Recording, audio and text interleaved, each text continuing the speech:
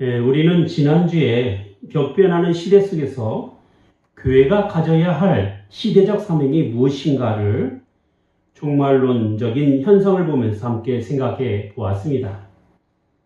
하나님께서 우리에게 주신 은혜의 방도인 성경 혹은 기도는 단순히 개인의 안위나 신상의 문제를 위해서 주어지는 수준에 머물러서는 안 된다라고 이야기를 했습니다.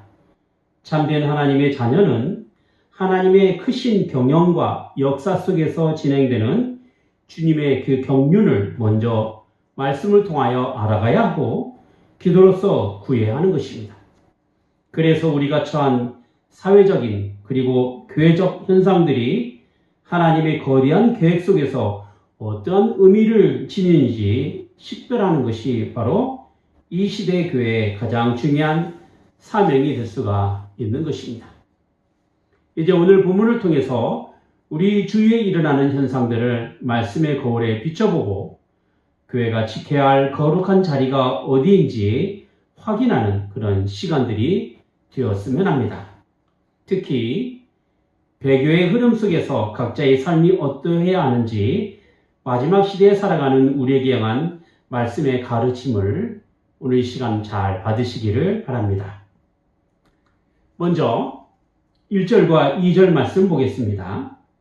형제들아, 우리가 너희에게 구하는 것은 우리 주 예수 그리스도의 강림과 우리가 그 앞에 모임에 관하여 혹 영으로나 혹 말로나 혹 우리에게서 받았다 하는 편지로나 주의 날이 이르렀다고 시동심하거나 두려워하거나 하지 아니할 그것이라. 자, 시대를 향한 교회의 첫 번째 사명은 역사의 흐름을 바라보면서 바른 종말론적 태도를 가지는 데 있다는 것입니다. 많은 사람들은 주님이 오늘 오실 것이다, 내일 오신다 라고 하며 조급한 마음으로 경거망동하거나 비성경적인 세대주의적 환상에 빠지기도 합니다. 그러나 성경은 우리에게 단순히 날짜와 시에 집착하지 말라고 가르치고 있습니다. 데살로니가전서 5장 1절과 2절에 보면 형제들아, 때와 시기에 관하여는 너희에게 쓸 것이 없음은 주의 날이 밤에 도둑같이 이를 줄 너희 자신이 자세히 알기 때문이다, 이렇게 말씀하고 있지 않습니까? 지엽적이고 단편적인 현상보다 하나님의 전체 경륜을 살피는 지혜가 필요한 법입니다. 하나님께서 우리에게 주신 말씀은 역사가 진행하는 동안 약속된 구원의 말씀을 이뤄가게 하시고 결국 역사의 정점인 예수 그리스도의 재림으로 완성이 되는 것입니다. 그러므로 교회가 가져야 할 사명은 우리에게 향한 구원이 하나님의 말씀을 통하여 어떻게 역사 속에서 또 성취해 나가고 있는지, 그리고 그 끝이 어떠할지를 냉철하게 지켜보는 것입니다. 역사의 마지막으로 나타날 예수님의 그 재림 사건은 어느 날 갑자기 일어나는 우연한 사고가 아닙니다. 전 세계적이고 인류 역사적인 획기적인 사건들을 통해서 재림의 신호를 미리 보내게 되는 것입니다. 예수님께서는 이렇게 말씀하셨습니다. 마태복음 24장 32절부터 33절 말씀 보면 무화과 나무의 비유를 배우라. 그 가지가 연하여지고 그 잎사귀를 내면 여름이 가까운 줄을 아나니 이와 같이 너희도 이 모든 일을 보거든 인자가 가까이 곧 문 앞에 이른 줄 알라 라고 말씀하셨습니다. 우리는 미리부터 나타난 여러 현상의 사실들을 통해서 주님의 재림이 다가옴을 영적으로 추리하고 대비해야 된다는 것이죠. 그렇기 때문에 예수님의 재림은 막연한 두려움이 아니라 구원의 완성이 온전하게 이루어지는 일이요, 결국 하나님께서 말씀으로 역사를 주관하고 계신다라는 이 분명한 확신 가운데 나타나는 일이 되기도 합니다. 그래서 사도 바울은 데살로니가 교회를 향하여 주의 날이 이르렀다고 해서 시동심하거나 두려워하지 말라라고 권면하고 있는 것입니다. 여기 동심이라는 것은 마음이 흔들려 당황하는 것을 의미합니다. 그리고 신령하다는 자들의 말이나 거짓된 가르침에 미혹되지 않아야 하는 것은 마지막 시대에 가져야 할 교회의 사명이 되기도 하는 것입니다. 성경은 재림 전에 반드시 먼저 일어날 일들을 분명히 말씀하고 있습니다. 그것은 바로 배교와 불법의 사람의 나타남입니다. 교회가 이 순서를 명확히 알 때 세상의 소요와 거짓 가르침 속에서도 흔들림 없는 신앙을 유지할 수가 있는 것입니다. 우리가 깨어 있어야 할 분명한 이유가 있다고 한다면 그것은 바로 흔들리거나 미혹되지 말아야 하기 때문에 그렇습니다. 우리는 역사가 아무런 계획 없이 돌발적으로 흘러간다고 생각해서는 절대 안 됩니다. 모든 것은 하나님의 선하신 계획 속에서 이뤄가야 할 구원을 향해 있는 것이죠. 그러므로 지금 악의 세력이 아무리 강성해 보여도 그들은 철저히 하나님의 통제 아래에 있다는 것입니다. 데살로니가 후서 2장 6절과 7절에 보면 저로 하여금 저희 때에 나타나게 하려 하여 막는 것을 지금도 안 하니 불법의 비밀이 이미 활동하였으나 지금 막는 자가 있어 그 중에서 옮길 때까지 하리라.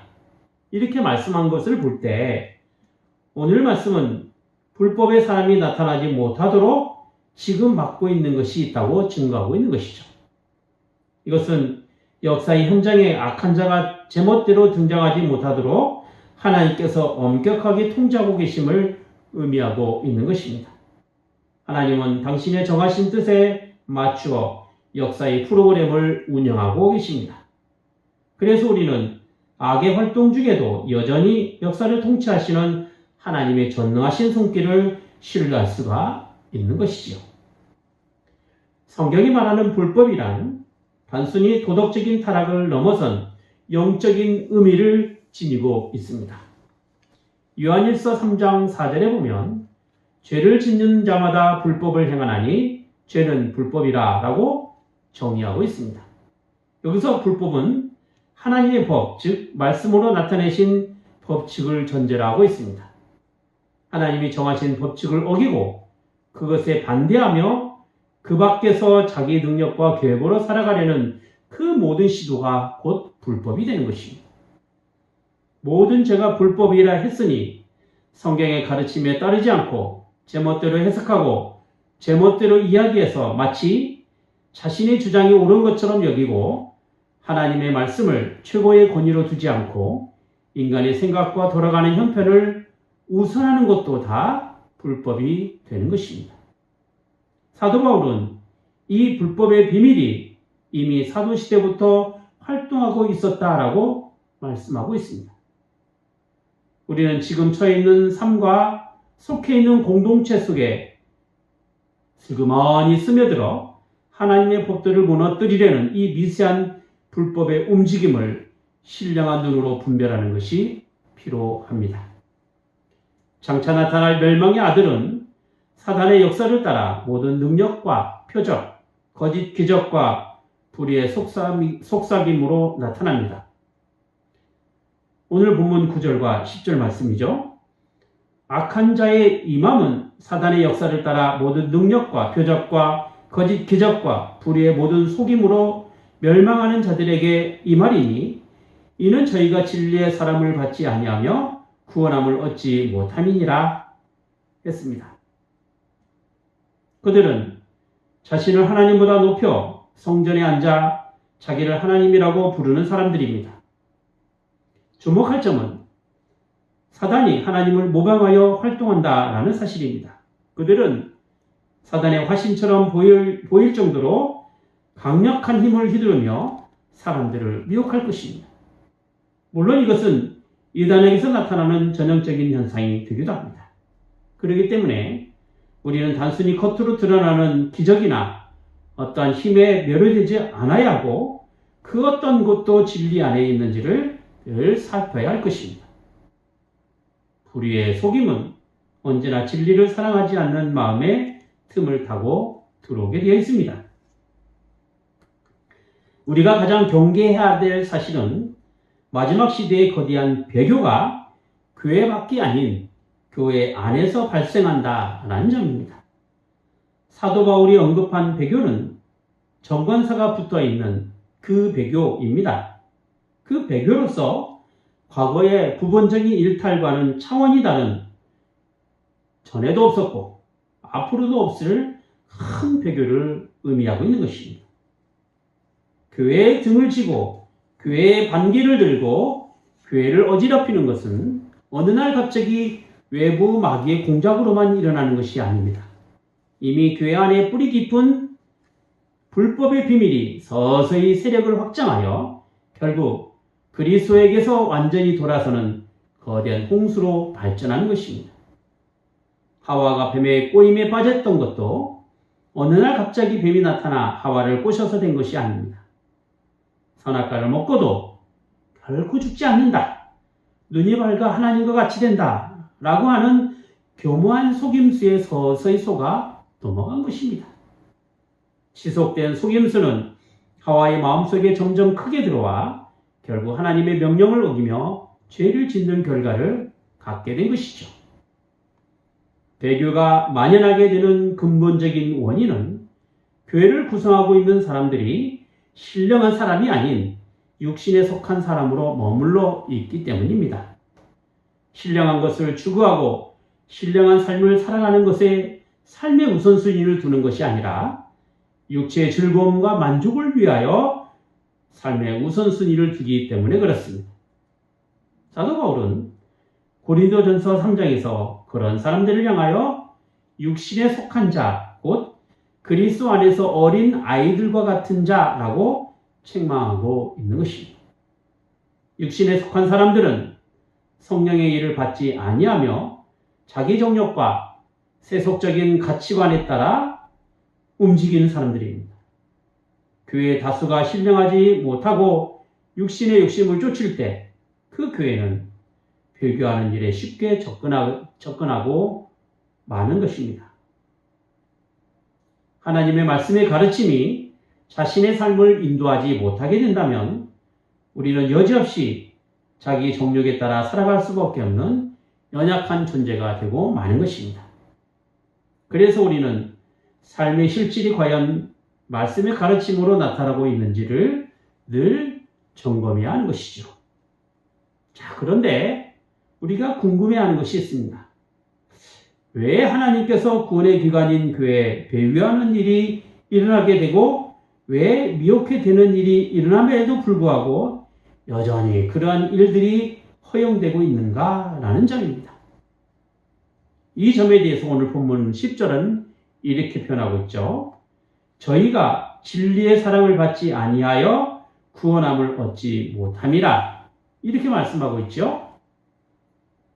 미혹은 진리보다 불의를 좋아하는 사람들에게 임하는 하나님의 심판의 성격을 분명히 띠고 있습니다. 사람들이 자기 소욕을 쫓을 스승을 많이 두고 귀신의 가르침에 귀를 기울이는 이유는 그들 속에 진리에 대한 갈망보다 세상을 사랑하는 마음이 더 크기 때문에 그렇습니다. 마지막에 임할 하나님의 심판은 진리를 믿지 않고 불의를 좋아하는 그런 사람들을 향하여 나타나게 되는 것이죠. 그래서 하나님께서는 그들을 향한 하나님의 심판을 나타내시려고 배교를 통하여 심판하시게 되는 것입니다. 결국 구원받게 있는 자들을 향한 하나님의 심판이 있음을 마지막 배교의 현상으로 보여주고 있는 것입니다.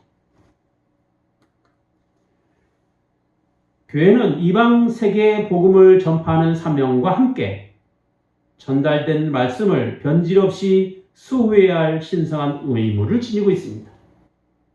불법의 비밀이 역사 속에서 계속 발전하여 결국 불법의 사람인 적그리스도가 나타나기까지 교회는 말씀의 빛으로 그 어둠을 드러낼 수 있어야 합니다. 이것이 바로 교회가 싸워야 할 영적 전투입니다. 그래서 우리의 싸움은 자유주의 신학이나 감정주의 혹은 잘못된 신비주의에 물들지 않고 전통적인 복음의 도리를 굳게 붙잡는 것입니다. 이것이 바로 영적 전쟁의 승리 비결이 되기도 합니다. 우리가 거룩한 도리를 바로 알고 지키는 것이야말로 이 배교의 시대에 교회가 감당해야 할 가장 치열한 싸움이 되는 것이죠. 그래서 교회는 부지런히 하나님의 말씀을 배워야 합니다. 진리가 세상의 세력에 의하여 변질되거나 어그러지지 않도록 영원하신 하나님의 말씀으로 지켜내야 할 것입니다. 그러기 위해서는 교회가 올바른 신앙의 내용과 바른 성경적 교리를 가지고 살아가야 하는 것이죠. 배교는 단체나 기관 혹은 사상이나 교리를 통하여 집단적인 현상으로 나타납니다.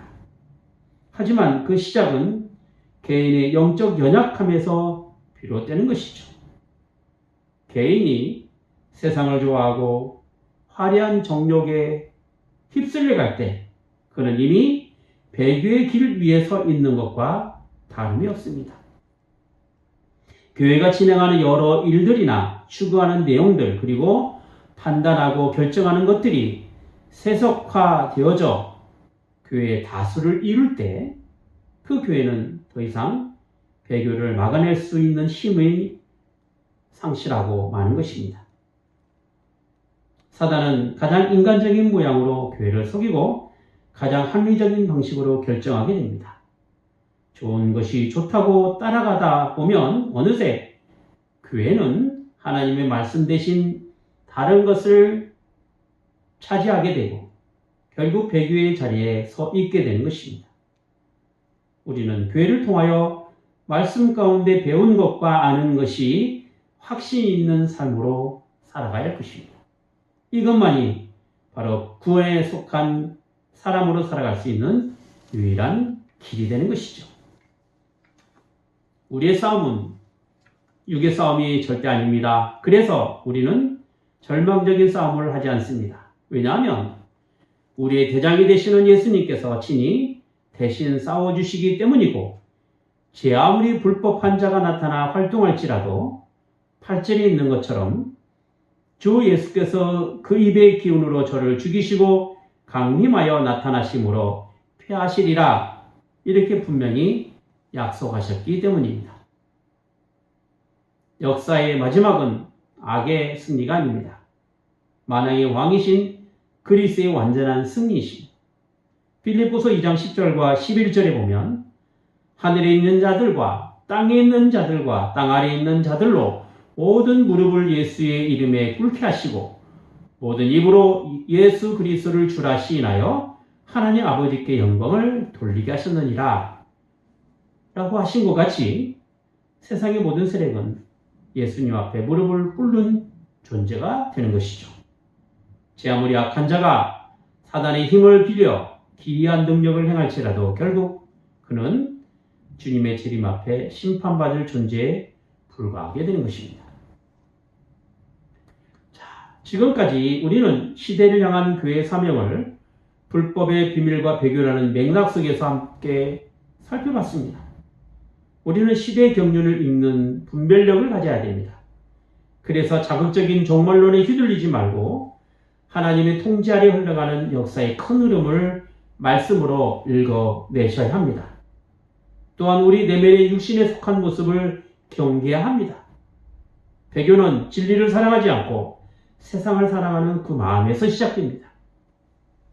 겉모양만 전통교에 다니는 것이 아니라 실질적으로 성령의 다스림을 받는 신령한 사람이 되어야 하는 것이죠. 하나님의 말씀이 교회 안에 있고 그 말씀이 우리의 삶 가운데서 실행되고 경험되는 것입니다. 그래서 비록 연약하고 더딜지라도 때로는 넘어지고 주저앉는 낙심함이 있더라도 하나님 말씀을 사랑하며 그 주신 말씀에 따라 살아가는 것을 인생의 즐거움으로 삼는 것입니다. 내 생각과 내 능력이 앞서는 불법의 자리에서 떠나 계시된 하나님의 말씀이 우리가 서 있어야 할 자리가 되는 것입니다. 하나님께서는 멋있고 화려한 자리를 위하여 우리의 신앙을 요구하거나 개인적인 만족과 욕심을 채우기 위한 기도를 기뻐하지 않습니다. 오히려 낮고 천한 자리에서 겸손하신 예수님처럼 주님의 인격과 주님의 사람으로 살아가기를 원하고 계십니다. 세상과 결탁하여 나타난 왜곡되고 변질된 기독교는 이성주의와 합리주의에 따라 강단은 인본주의화되고 자유주의 신학과 해방신학 그리고 잘못된 종말론 사상으로 인하여 하나님의 말씀을 그릇되게 전하고 있습니다. 순전한 복음이 강단에서 사라질 때 배교는 이미 시작되고 있으며 교회의 머리가 되시는 예수님께서는 이런 배교하는 교회를 향하여 첫사랑을 잃어버린 교회로 구원의 촛대를 옮기시겠다라고 말씀하고 있는 것입니다. 요한계시록에 등장하는 7년 대환란은 불법을 행하는 자들과 적그리스도의 등장으로 인하여 믿는 사람들의 핍박을 받는 시기이기도 합니다. 바로 마지막 시대의 믿음으로 살아가야 할 우리들의 삶의 시기가 되는 것이죠. 하지만 하나님께서는 교회를 통하여 또한 천년 왕국을 이루게 하셨습니다. 하나님의 사람들이 모여 있는 곳에서 하나님의 말씀이 다스려가고 하나님의 통치가 있는 곳이 바로 교회입니다. 그래서 우리는 교회를 통하여 말씀의 다스림을 받는 것이며 하나님의 구원의 역사를 경험하면서 믿음의 사람으로 살아가는 것입니다. 비록 세상은 불법의 사람들과 적그리스도로 인하여 혼란이 가중되고 말씀을 변질시키려고 하지만 언제나 승리하신 하나님 안에서 최후 승리를 맛보는 사람들로 살아가는 것입니다. 이것이 잠자는 인생이 아니라 깨어있는 사람이요 어둠의 사람이 아니라 빛의 자녀로 살아가는 것이죠. 여러분, 멀리 바라보는 인생일수록 삶의 여유가 생기고 멋진 인생으로 살아갈 수가 있습니다. 신앙의 여유도 마찬가지입니다. 크신 경륜으로 이뤄가시는 하나님을 크게 바라볼 때 더 넓어지고 하나님 앞에 더 멋진 인생으로 여유롭게 신앙생활을 할 수 있는 것입니다. 그래야만이 우리가 받은 구원의 신앙도 더욱 풍성해질 수가 있는 것입니다. 어지러운 세상 중에서 우리의 눈을 하나님께 고정해야 합니다. 탄식과 절망 가운데 우리가 바라볼 분은 오직 하나님 한 분뿐이십니다. 그것이 바로 하나님을 믿고 바라는 우리의 신앙인 것이죠. 마지막 역사를 향해서 나아갈 때 그 마침은 예수 그리스도의 재림에 분명히 있습니다. 그 마지막 이룰 구원의 소망을 향하여 이 시대를 읽을 수 있는 분별력을 가지고 신령한 전투에 임하는 그래서 그런 교회적 사명을 잘 감당하시는 귀한 우리 모든 성도가 되어야 할 것입니다. 기도하겠습니다. 거룩하신 하나님 아버지, 마지막 시대에 살아가는 성도의 삶이란 배교의 시대의 영적 혼란 가운데서 신령한 것을 분별하는 삶이요 영적 싸움을 싸워야 할 삶이며 결국 승리하실 주님 안에서 하나님의 사람으로 존재하는 것에 있사옵나이다. 자그마한 이익이나 육체적인 욕심으로 인하여 역사 가운데 이뤄가시는 하나님의 크신 경륜을 깨닫지 못하는 그런 좁은 시각으로 세상을 바라보지 않게 하시며 저희의 눈을 들어 하나님을 바라보며 깨어 준비하는 신앙인으로 살게 하여 주시옵소서. 하나님의 말씀이 저희의 삶을 주장하게 하시고 신령한 것을 추구하고 살아갈 수 있도록 성령께서 저희 마음을 다잡아 주셔서 이 어지러운 세상 속에서 주님으로 기뻐하고 감사하고 즐거워하는 귀한 인생들이 되게 하여 주시옵소서. 주 예수 그리스도 이름으로 기도하옵나이다. 아멘.